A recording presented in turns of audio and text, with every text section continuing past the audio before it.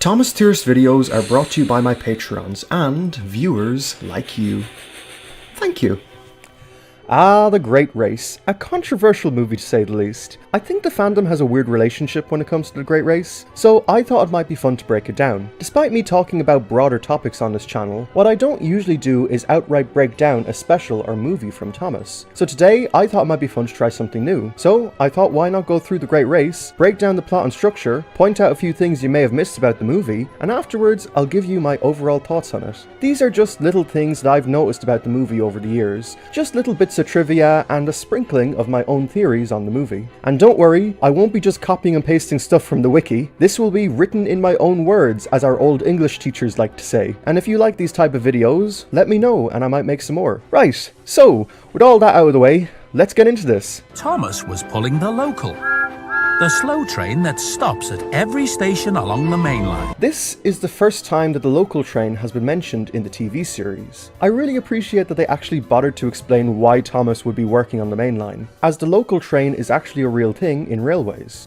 Also, the Reverend Wilbert Awdry appears here on the platform. Wilbert was the creator of Thomas, and the production crew made it a tradition to have him in every special after Lost Treasure. Look, you can even see him here waving at Thomas, and Thomas even notices him too. Aw, that's so wholesome and sweet. I love it.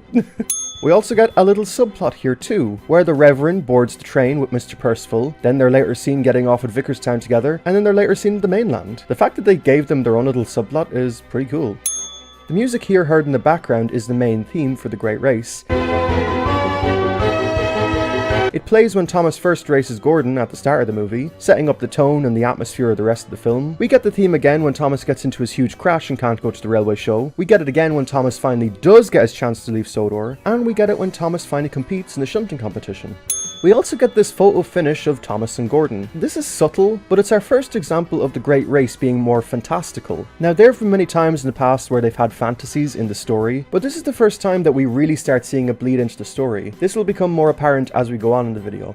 This is also the first appearance of Vicarstown Station in the CGI series, and oh man, does it look cool. I love the way it runs on bridges and goes into the main station. The station is gorgeous looking in CGI. I really love how big and full it feels here. Vicarstown Station has been foreshadowed many times in the Brenner era, so finally getting to see it here was a really good payoff. Vicarstown took a lot of inspiration from real-life stations, such as the arches, which were inspired by Spa Road, the interior was inspired by Brighton Station, and the colour scheme was directly inspired by St. Pancras' colour scheme.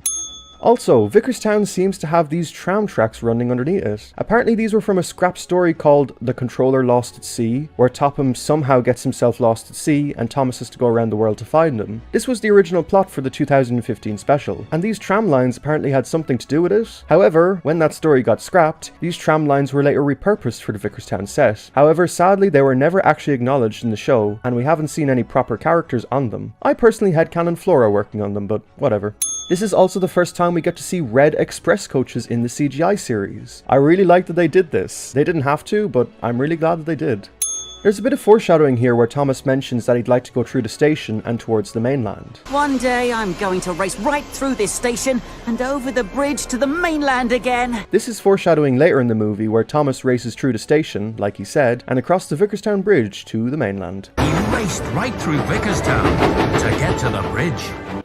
This is the first appearance of Flying Scotsman in the CGI series. Now, there's a lot of trivia I could get into with Flying Scotsman, but I'll try and keep it brief. Scotsman has a sort of weird hybrid design in the CGI series. He has his two real-life tenders, seen between 1966 and 1973. Scotsman's reintroduction to CGI was meant to coincide with his real-life engine's return to steam in 2016. They also gave him these super cool smoke deflectors, which the real Flying Scotsman had in 2016, although he did not have them during the 60s. The shot of Flying Scotsman pulling into Vicarstown Station is quite similar to the shot in Enterprising Engines, where he reverses tender first. Scotsman's face is also seemingly a modified version of Gordon's face, just with thicker eyebrows, and a nose that looks like Donald and Douglas's, possibly because he's the Flying Scotsman? The animators also retooled Gordon's body from Scotsman, hence why he looks a lot fatter compared to his real-life basis. Hello? Are you from the other railway? I believe this is the only time in the CGI series they ever referred to the mainland as the other railway. They always did that in the model series, but I think this was the only time in the CGI series it was referred to as the other railway.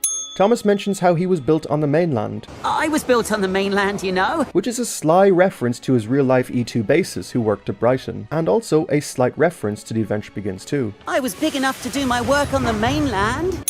Thomas also mentions how he went over to the mainland, And once, a long time ago, I went back across with the other famous engines from Sodor. Is that so? which is a reference to the Series 4 episode Special Letter. He also mentions the 8 famous engines, I went back across with the other famous engines. which is a callback to the Railway series book, The 8 Famous Engines. I didn't think there were famous engines on Sodor. Oh, hello, Gordon. There's a bit of retconning here where Flying Scotsman and Gordon know each other, whereas in the classic series, Gordon didn't seem to know the famous visitor. This is a retcon that I am personally okay with.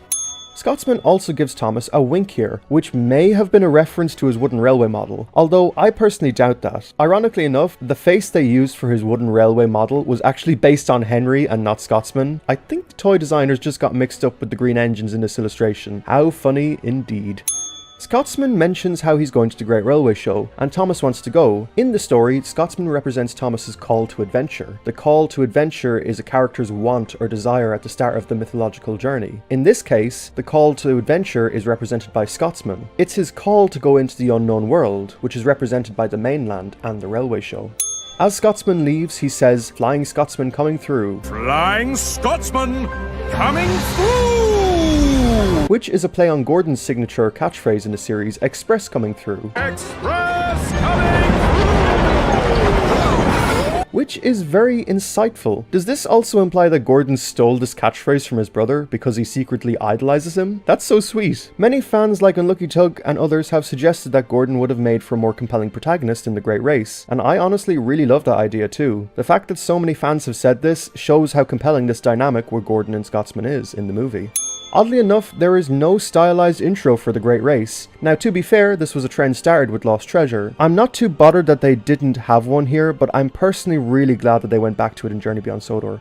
And now we get to the opening song, Will You Won't You? So The Great Race is also a musical, the first musical in Thomas's franchise, and in my opinion, the best musical. The musical structure for The Great Race is really great. It feels very much like Disney musicals, and I mean that in a good way. Like how Thomas gets an I Want song, or how Diesel gets a villain song, or how we get a duet between Thomas and Nishima. I Want songs, villain songs, and love duets are all things very much associated with Disney musical films. And I think The Great Race follows the classical musical structure very well, for the most part. Will You Won't You is known as the establishing number song. Pretty much every musical starts out with a song that establishes the world. So for example, Frozen establishing number is the Frozen Heart, or in Hunchback of Notre Dame, the Bells of Notre Dame is the opening number. Or in Moana, which has Where You Are, or to give a non-Disney example, the Lorax opens with In Thneedville. These are the songs that establish the world. Will You Won't You is that song in The Great Race, which establishes the characters in the world of Sodor, and how all the steam engines desire to go to the Great Railway Show.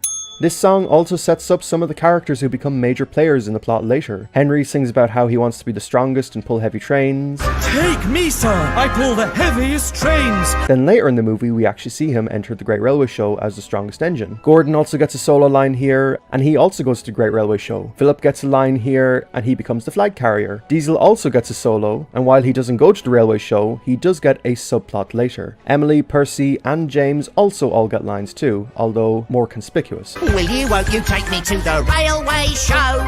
Philip also gets a line referencing his first episode. I had a race with Gordon once and I was the winner. It's a subtle way of reminding the audience about Philip and Gordon's past history.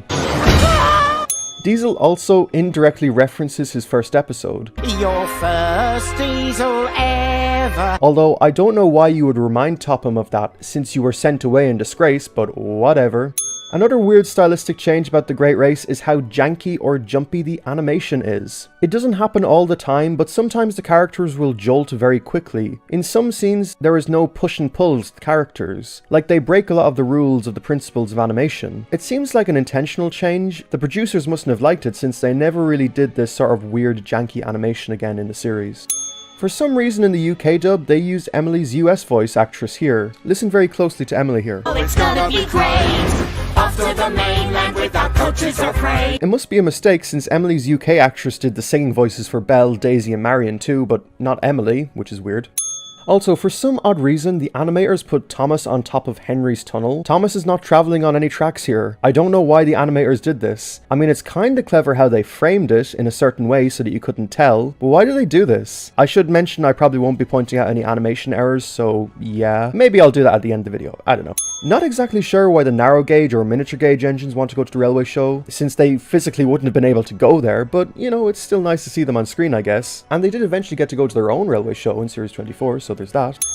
Railway show. This scene has always bothered me. Thomas is way bigger than some of the other engines in this song. Why is everyone laughing at him when he wants to go? Like, Gordon literally has to talk through Diesel to say this to Thomas. Had they just swapped around Henry with Diesel here, it would have made this scene make a little more sense. You know, like have the three big engines put down Thomas instead. I think the reason that Diesel is here is because Gordon and Diesel are going to become bigger players in the story later, but still, it's weird that they would put down Thomas and not like other smaller characters in the story. After all, we still have a railway to run. This line that Topham says here is a reoccurring line in the film, We still have a railway to run. and it's also said near the end. We still have a railway to run.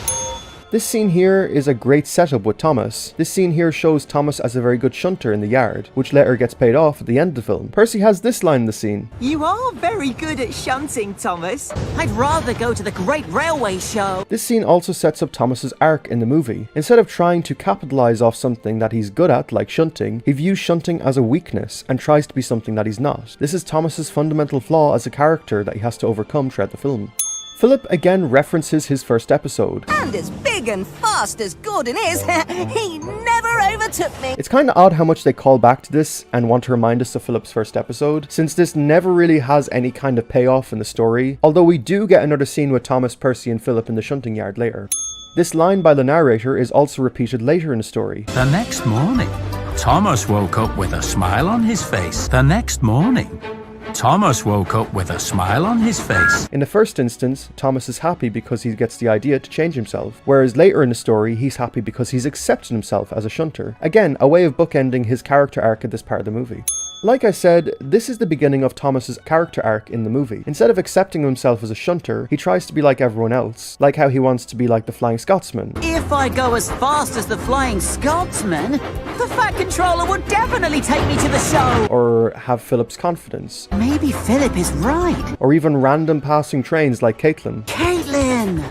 What if I was streamlined like Caitlin? As I said before, The Great Race takes influence from classical fairy tale musicals. The second song in the musical is usually the I Want song. So for example, The Little Mermaid has Ariel sing Part of Your World, Hunchback of Notre Dame has Quasimodo sing Out There, Moana sings How Far I'll Go. In this movie, streamlining is Thomas's I Want song in the movie. He sings about his wants and desires are for him to be streamlined. Hell, even the first lyric of the song has I want in it. All I want is a bit of redefining. Now the transitions from Thomas speaking to singing is very interesting. It can be very jarring in musicals when characters just randomly start singing. What's clever about streamlining is that they actually have the bass of the song start playing under Thomas and Annie Clarabelle's dialogue.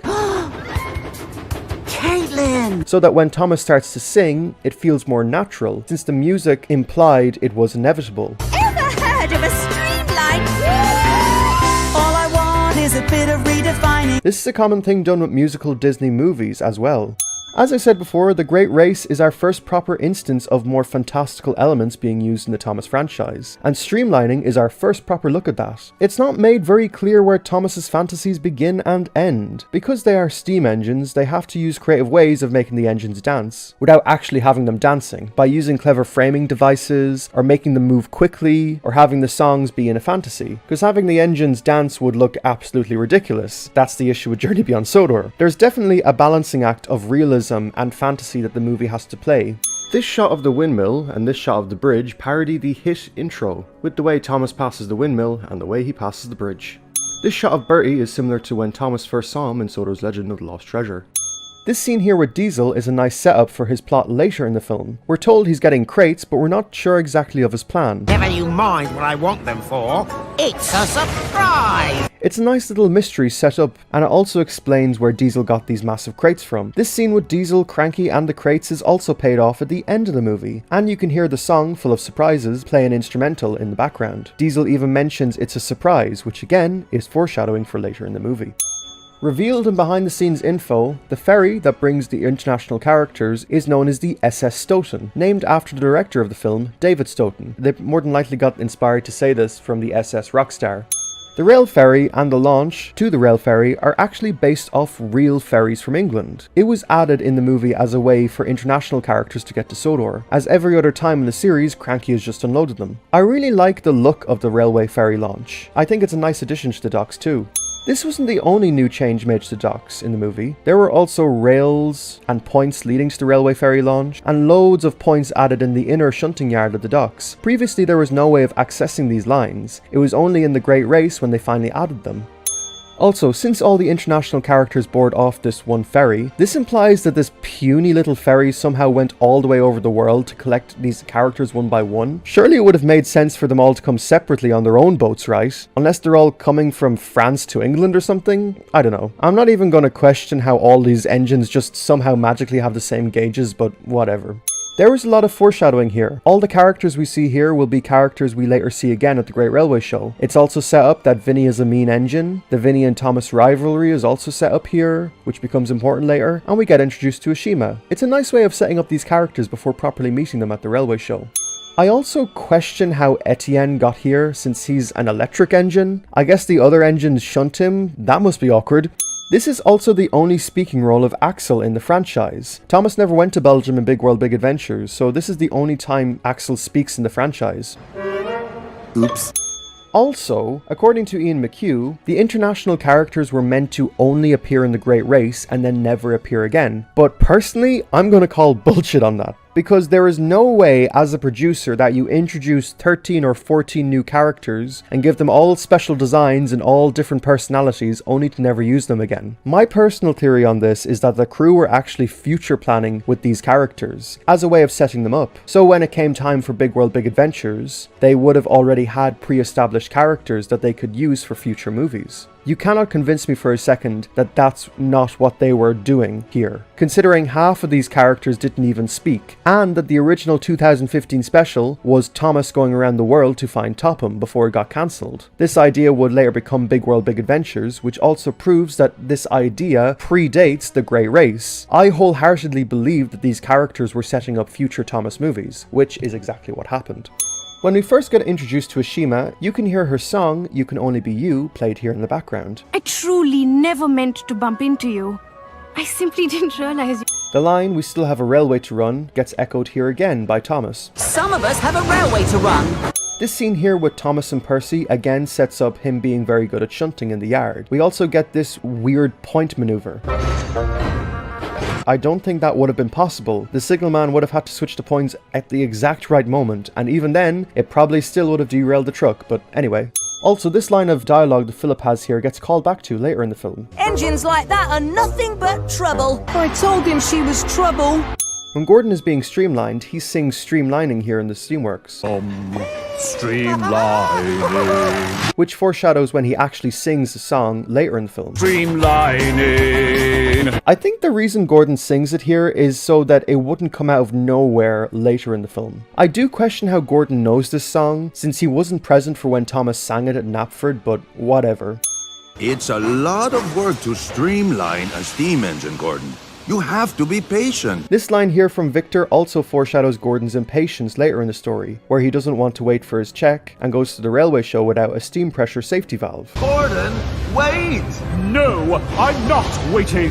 Which ultimately costs him the race. Had Gordon just been more patient, he might have actually won the race, and that bit of impatience was first set up here.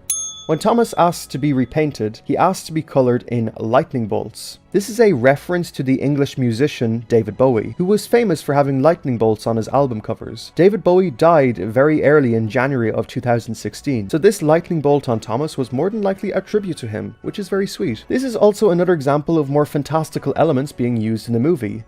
Now onto the sequence with Diesel. It has been foreshadowed before with him getting crates, but we weren't exactly sure of his plan. This is where his plan gets paid off. So far we've had the establishing number song, we have the I Want song from Thomas, and now we get Diesel's song, which is the villain song of the movie. Think of Scars Be Prepared from The Lion King, or Poor Unfortunate Souls by Ursula from The Little Mermaid, or Hunchback of Notre Dame's Hellfire by Frollo. This is a song that establishes the villain in the movie, where they sing about what their plans for villainy are in the story. Weirdly, we get a lot of parallels to Magicians here, like how Diesel disappears in a puff of smoke, or how there's this double mirror trick that Diesel does here, or having him associated with playing cards as the Joker of the pack. He also plays the shell game here. You know that game with the 3 red cups and the 1 ball? That's known as the shell game. It's a game that's often played by scam artists on the side of the street to get your money. This common scam game is paralleled here with Diesel, where he's trying to scam the Fat Controller to take him to the Great Railway Show. We also see Mr. Bubble's machine here from Bubbling Boilers. It's a very random reference. I don't know why of all things they picked that, but okay. Since the crates are covered over the engine's couplings and buffers, there is no way they would have been able to couple up to those trucks. I think some of them have holes, but others don't. In a golden book for the Great Race, they actually showed the crates being sitted on the buffer beams of the diesels instead of being fully over them. I personally think this would have been much better, and I also think it would have made the gag look way funnier. I wish they'd done this in the actual movie. Thomas gets covered in paint splatters at the steamworks. A common trope of the Brenner era movies is that they change Thomas's livery to keep him that way for the majority of the film. I actually really like the look of paint splattered Thomas from The Great Race. Dare I say he looks better than calling all engines Thomas? But I think that's just personal taste. When Thomas goes back to get Annie and Clarabelle, you can hear a CGI remix of the Watermill theme. Annie! Clarabelle! I'm back! Sorry I'm late, but I just stopped off at the steamworks to see if... Annie? Clarabelle? I've always found it odd how both James and Emily went to the Great Railway Show to compete in the same competition, but apparently they had actually removed James in one version of the movie, so that they can make Young Bao red instead, but they later added him back. This might also explain why James never got one of those promotional Great Race videos, unlike everyone else. That new engine was pulling them. You know, the painted one. From India. Ashima? I've always felt this line where Emily apparently met Ashima off screen weird. Like, Emily did see her earlier, but she didn't stop or speak to her or anything. Presumably this happened after Ashima collected Annie and Clarabelle. I would have much preferred that they had cut one of those Thomas meets Ashima scenes and replaced it with Emily meeting Ashima or something. It would have been a better payoff for this scene here later instead at Marin. This shot of the windmill and this shot of the watermill are callbacks to the intros of the show. This line that Thomas says is also a callback to when Philip said to him earlier in the film. Engines like you are nothing but trouble. Engines like that are nothing but trouble. I absolutely love the scene in the film where Annie and Clarabelle completely blow up at Thomas. Up to this point in the movie, Thomas has raced along their main line with them, he's bumped them at Vickerstown, and he's abandoned them along the main line. Magic Railroad callback? So I totally get why Annie and Clarabelle blow up at Thomas here. I think he honestly kind of deserved it. And now we come to the duet number between Thomas and Ashima. So far we've had the opening number song, we have the I Want song, we've had the villain song, and now we get the duet between the lead protagonists. So Aladdin had A Whole New World with Jasmine and Aladdin, the Lion King had the Nala and Simba song Can You Feel the Love Tonight, or even Tangled had At Last I See the Light. These duets are typically love songs between the main characters. However, this isn't really a love song between Thomas and Ashima necessarily. I guess it's more of a self-love song, since Ashima is singing to Thomas about how he should learn to love himself. So I guess it is a sort of love song, just more about a personal self-love sort of song. Thomas's lyrics here are also a reference to his first ever introduction in the series. Every bit of me is short and stumpy. My funnel and my boiler and my dome. A short stumpy funnel, a short stumpy boiler, and a short stumpy dome. Normally I'd call this fan service, and yeah, it is. But it honestly makes sense for the song. It's all about deconstructing Thomas. The lyrics in the song name, 6 Small Wheels, is also a reference to Thomas's introduction paragraph. He's a cheeky little engine with 6 small wheels. 6 Small Wheels also takes a lot of inspiration from Indian art and culture. They also use a lot of Indian string instrument for the music in the songs here. Irish person who's never set foot in India, I couldn't tell you if this is accurate or not, and I don't claim to be an expert, but regardless, I do think it sounds very beautiful. If you're more familiar with specific Indian music or cultures, feel free to leave your thoughts down below. It's only after this song that Thomas finds out that he can go to the railway show as a shunter. The thing that Thomas has been avoiding the whole movie turns out to be just the thing that he needed to win the show. After this point in the story, Thomas's goal in the story changes. He finally accepts himself as a shunter. I'm going to work on my shunting. When Thomas meets Diesel at Knapford, you can actually hear an instrumental version of I'm Full of Surprises, which I think is the same music that was played in the Cranky scene too, but don't quote me on that. He even mentions that he is full of surprises. I'm full of surprises. Oop. Ashima notices that the trucks are moving by themselves. These trucks are moving by themselves. Which again gets paid off later in the special. There was something funny about those trucks.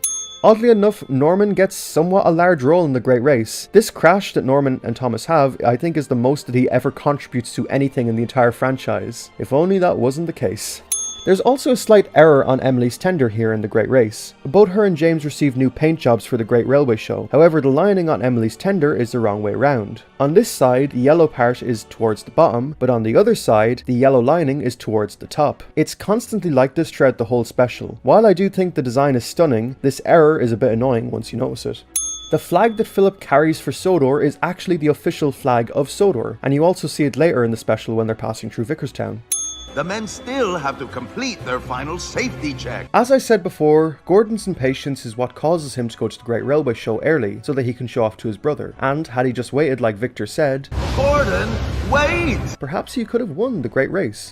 Also, Gordon's new identity as the Shooting Star is meant to parallel the Flying Scotsman. Whereas he is the Flying Scotsman, Gordon is the Shooting Star. Although I need to mention the elephant in the room, and that is that in real life, Gordon being streamlined would have just been Spencer, since Spencer is just a streamlined version of Gordon's class. I guess the reason they didn't do that was because they would have had to change Gordon's face shape. Oh yeah, speaking of which, Spencer and Mallard's faces are both actually on hinges. I have no idea how their faces work, like if they were to be unstreamlined, you know, so explain that one, Railway Series purist. I think most people know about this one, but I'll point it out anyway. You can see Diesel here in the background of this scene. But you should have known better than to pull so many trucks on your own. Now we get into the pit of despair part of the movie. This is the low point of the film, or when our protagonist is at their lowest point. Despite Thomas finally having his character arc about accepting himself, because of the villain's actions in the story, Thomas is rendered immobile. This is the pit of despair, or the lowest of lows that the protagonist feels on his journey. However, it's from this lowest low that Thomas is able to rise from the ashes and go from his lowest low to his highest high, literally. I think now would probably be a good time to talk about the two halves of the movie. The first 30 or 40 minutes of the Great Race takes place on Sodor, and it's only the last 20 minutes that takes place at the Great Railway Show. This is often cited as one of the main criticisms of the Great Race. I think a good comparison between the Great Race would be the original Gene Wilder Willy Wonka movie. In the original, the movie spends a good 40 minutes building up to the factory, which really makes you want to see inside the chocolate factory. Whereas in the remake, they only spend like 15 minutes in the real world before going to the chocolate factory itself, which is cool, but you do start to feel chocolate factory fatigue later on in that film. It honestly comes down to personal taste, which one you want, whether you want them to get straight to the chocolate factory straight away, or you want them to slowly build up to it. When are they gonna get to the fireworks factory? But regardless, because of this slow burn, the Great Race finally going to the railway show feels a lot more earned. There are a few ways I think you could have fixed this problem with the movie. Like I said before, maybe if they'd actually had this meeting scene with Emily and Ashima instead of Thomas meeting her for like the 100th time, maybe it would have helped shake up the plot a bit. Another way of fixing this issue is maybe if Thomas had spent more time in the Steamworks. Because in the final film, he's left behind, but then in the very next scene, he's fixed and goes straight off to the railway show. Like maybe if Thomas had his crash a little earlier in the film, like around the end of Act 1 or something, and then Act 2 could have been the other engines going to the railway show without Thomas, we could have gotten to see more characters while Thomas is still at the Steamworks. Then, just around the end of Act 2, you could have had the discovery about Gordon's safety valve, and then Thomas could have gone to the railway show at the start of Act 3, instead of having the crash near the end of Act 2, and then Thomas going to the railway show at the end of Act 3. When the Sodor engines and Ashima pass through Vicarstown, you can actually hear Thomas's classical theme.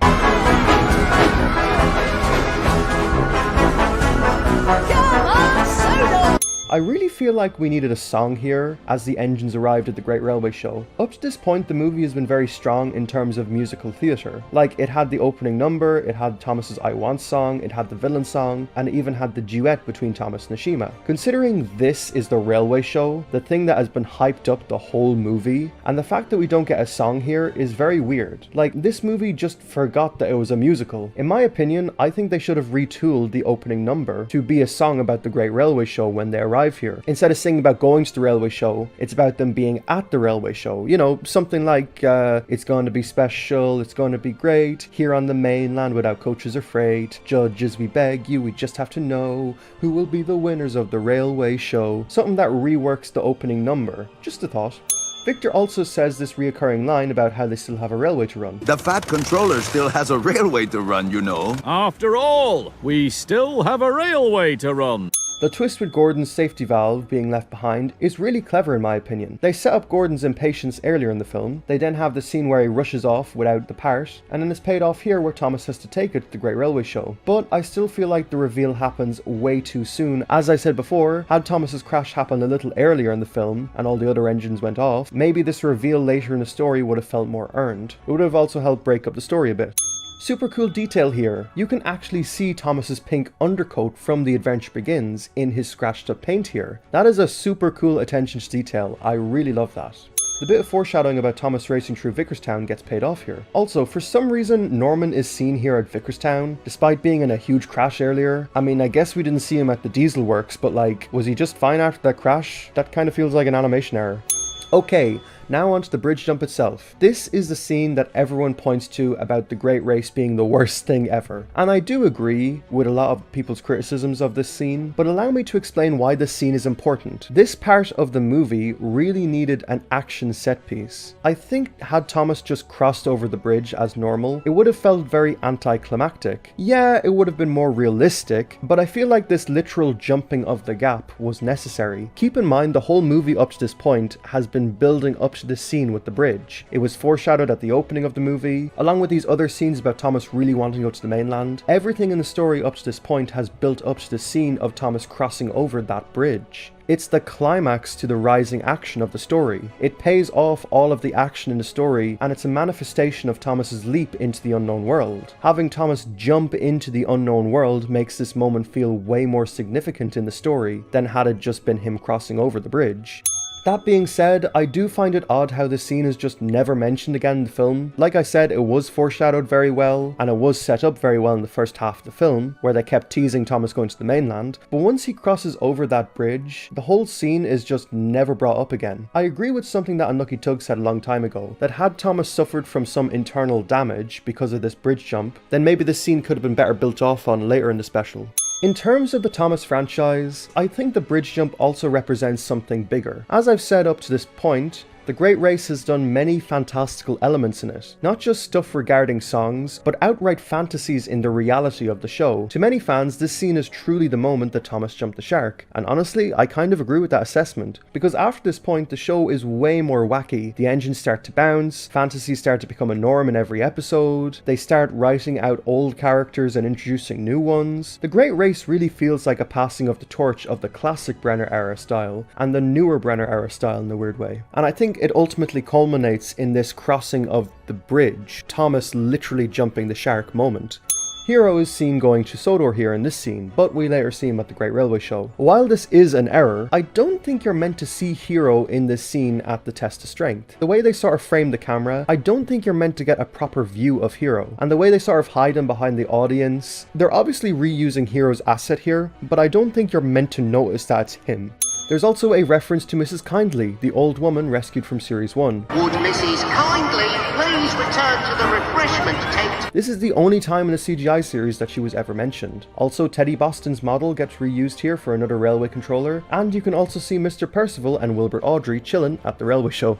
These red Diesel's liveries are actually based on real liveries from Diesel shunters. Their bodies are modified versions of other 08s from the series. Also, the wiki claims that they reused Diesel's face from Thomas in the Stinky Cheese animation, but that's just not true. This is obviously just Diesel's regular CGI face being reused. The face here and the face from the Stinky Cheese animation look absolutely nothing alike. What are you actually on, Thomas Wiki?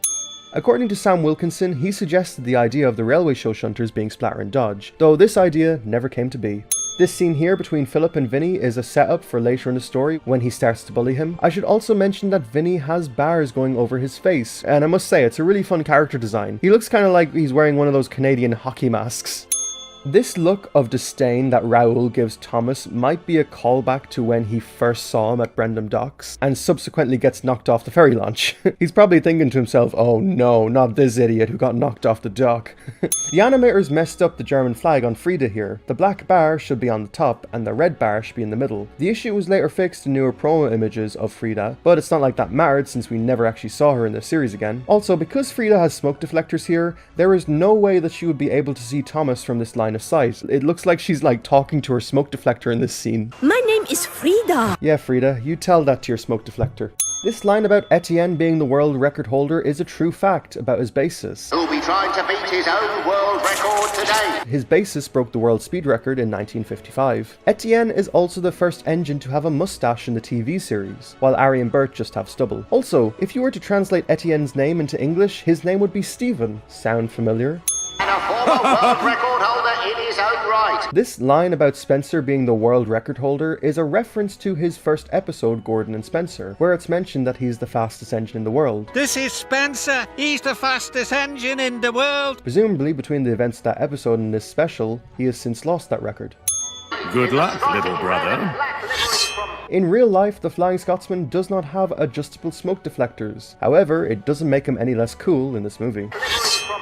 Musically, this song has always felt really odd to me. It was used before as Thomas's I Want song, and it was set up earlier in the movie that Gordon can sing it, but it's not really an I Want song, it's more like a I Have song for Gordon. I think the song does kind of come out of nowhere, because after Six Small Wheels, the movie just kind of forgot that it was a musical, and as I said before, had there been one more song about the engines coming to the railway show or something, like a Who Will Be the Winners of the Railway Show song, then maybe this song where Gordon starts singing wouldn't have felt so out of nowhere because the movie would have remembered that it was still a musical. This whole sequence with Gordon is just so powerful for the character. It's like the most relatable that Gordon has ever been in the CGI series. In the series, Gordon is always the grumpy character, but in this movie, we actually get to see Gordon from a much more relatable perspective. We learn that Gordon has family issues with his brother. He resents that his brother is more popular and famous than he is. Gordon becomes a very proactive character, and this whole song is the climax to his journey in the movie. My clouds today all have a silver lining. This line about clouds having a silver lining is a reference to the classic series song of the same name. This line, fizzling fuegos, roughly translate to fizzling fires in Spanish. Fizzling fuegos. This and Etienne's au revoir, I think are the only times in the whole movie where the international characters speak in their native tongue. Gordon is not present during the shunting race. I think this was a huge missed opportunity in my opinion, because seeing a broken down Gordon cheer on Thomas to try and take home a trophy for Sodor would have been so wholesome to see. Why didn't they do that? I guess because he was broken down, but still, a missed opportunity to have a broken Gordon cheer on Thomas. There's a line here from Henry that I absolutely love, where he shouts, "That's my boy," to Thomas. Let's hear it again. Okay, one more time. It's a really wholesome line. I love it. I always found it odd how Ashima and Thomas just stopped during the shunting challenge to help out Philip. There is a line here which implies that they stopped the race. But surely if Vinny had done something like this, that would have been cause to reset the whole race altogether, right? I mean, instead of involving Thomas and Ashima, would it not have made more sense to have Gordon be the one who confronts Vinny? But whatever. This is not how couplings work. I get they're using creative liberties here, but come on, this is not how couplings work. Fun fact, Vinny's name is never actually said throughout the whole movie. We see his nameplate, but they never actually directly mention his name, which is interesting. That was it. That was Ivan's only line in the whole franchise, and he never spoke again. What a waste. This flatbed here that was knocked over on Ashima's track is actually the one that Vinny knocked over earlier in the film. I told him she was trouble. I hate this line from Philip here. Yeah, it's a callback to earlier in the film. Engines like that are nothing but trouble. But Ashima literally saved you 2 seconds ago from Vinny. Why are you suddenly being so ungrateful? Again, had they just used another character instead of Thomas and Ashima, this would have fixed this problem. This line where Topham shouts "Thomas the Tank Engine" Thomas the Tank Engine is a callback to Lost Treasure, I think. Thomas the Tank Engine. He also does something similar again in Series 21. Thomas the Tank Engine. This scene where Thomas sacrifices winning is meant to show his full growth as a character. He went from stopping at nothing to go to the railway show and not liking Ashima to sacrificing his place and being fair, and it's by being himself that he actually wins. He also sings Ashima's line here. You can only be you. There's nothing else you can possibly do. Which is a callback to their song earlier in the film. This line from Topham also calls back to the start of the film. We still have a railway to run. We still have a railway to run. We still have a railway to run. Some of us have a railway to run. The fat controller still has a railway to run, you know. We still have a railway to run. At the end here, you can actually see the electric pylon that Vinny got trapped under, only now he's not there. Ashima also hums the melody to Six Small Wheels. La la la la la la la la. I should also mention that Ashima takes on coal here, even though she is an oil-burning engine. She even had oil-burning tanks on the top of her. It seems like the animators made a hybrid version of Ashima, where they made both the burning oil basis and the coal-burning basis one. I should also mention that Ashima's top wheels are animated incorrectly in the movie. Those two top wheels are meant to only be in action when she's climbing mountains, and should be reversing the other way. But in the show, the animators just always have those wheels turning along with her bottom wheels. It stops in Brendam Docks, remember? Again, this mention of the rail ferry is a callback to the beginning of the film, when Thomas and Ashima first met. And now we get the reprise of Six Small Wheels, only now Thomas sings about how he's accepted himself, and that he does not need to change. Oh, if only Mattel thought the same about you, Thomas. If only Mattel thought the same. Once again, Emily's US voice actress can be heard singing here, much like Will You Won't You. Also, for some reason, John Hassler sings much deeper when he's singing in the crowd. Try listen to Thomas here, and you can kind of hear him sound a little deeper. We don't need more than 6 small wheels. The movie ends with Thomas and the Sodor gang coming into Vickerstown. Similar to how the start of the movie has Thomas coming towards Vickerstown and dreaming of crossing over the bridge, this movie ends with Thomas coming across the Vickerstown Bridge at night and returning to Vickerstown, where he got the call to adventure. A perfect way of bookending the movie. We also get this random ending gag with Diesel and Cranky. I guess it was meant to be funny? I don't know, but it was paid off from an earlier scene, so whatever. This is also the first time that they use completely black credits. They also do the same thing in Journey Beyond Sodor and Big World Adventures. I really wish that they had just continued the trend of having Railway Series illustrations at the end, like they did with Lost Treasure in The Adventure Begins. So, that was my breakdown of The Great Race. Like everyone, I think my overall thoughts on The Great Race are mixed. There is very clearly a lot of thought that went into constructing this movie. From all the setups and payoffs, all the classic series references, all the new locations like the Vickerstown set, the railway show yard, or the new ferry port, not to mention all the new characters, all the amazing songs. It's definitely not a lazy movie as some people would like to claim. I think there are many easy fixes you could have done with this movie to make it feel more coherent. So as I said before, I wasn't going to go through any of the animation errors, but after going through this whole movie, there are actually quite a few. So let me quickly run through a few of them. We've got Thomas's driver clipping through him here, no steam is coming out of duct here, Edward is not on any rails in this scene, one of Emily's coaches is not rendered in this scene, Thomas is not travelling on any rails as he goes over Henry's tunnel, Rex's tender and driver are clipping through him here, James clips through Gordon's cylinder casing here, when the engines leave they whistle but no steam comes out. In this shot, Philip's trucks are red, but in the next shot, they're flatbeds. Thomas travels onto the left track, and in the steamworks, he's in the middle track. Workmen from the diesel works are seen in the steamworks. Thomas would not be in steam on the hoist, but I guess it's a fantasy, so whatever.